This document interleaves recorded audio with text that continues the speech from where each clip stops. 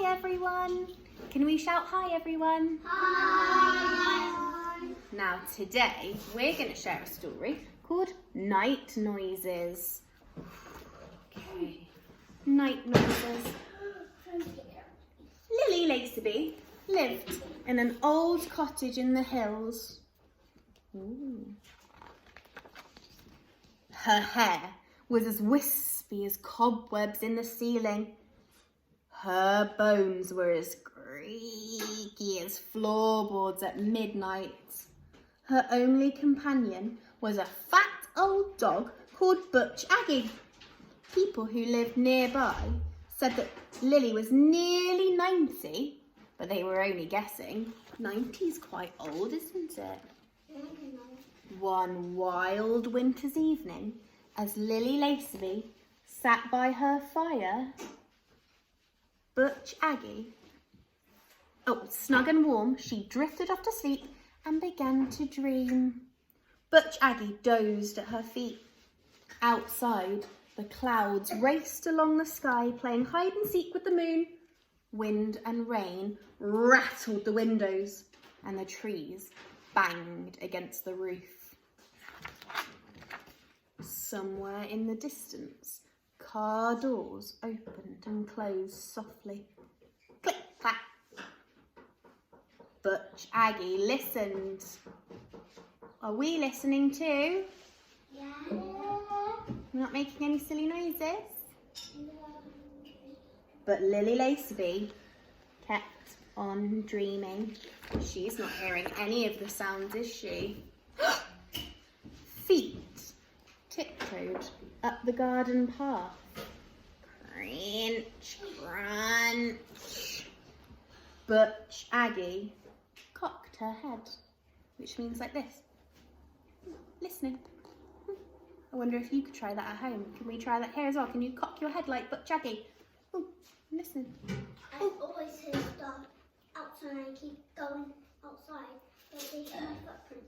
So last time I tiptoed. It's probably just animals outside, isn't it?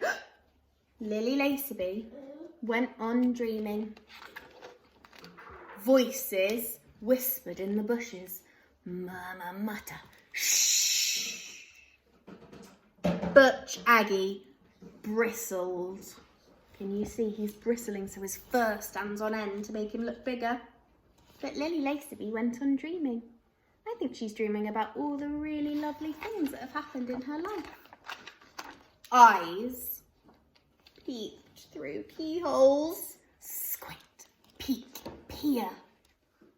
Butch Aggie's throat rumbled. But Lily Lacerby went on dreaming. You can see she's riding a horse. She must have loved doing that.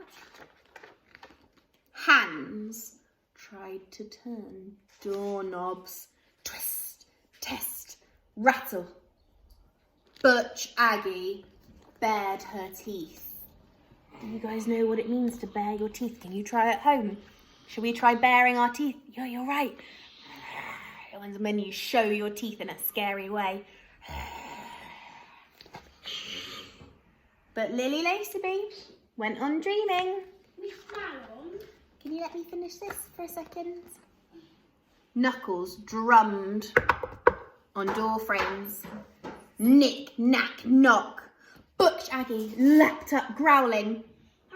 But Lily Lacerby went on dreaming. Fists beat upon doors and voices shouting at windows. Yell, clatter, bang, bang, bang. Butch Aggie barked and barked and barked. What do you guys at home think might be happening? Who are these people? What do we think, hands up? What do you think might be happening outside their door? Who do you think this might be? Sophia? Who do you think might be knocking?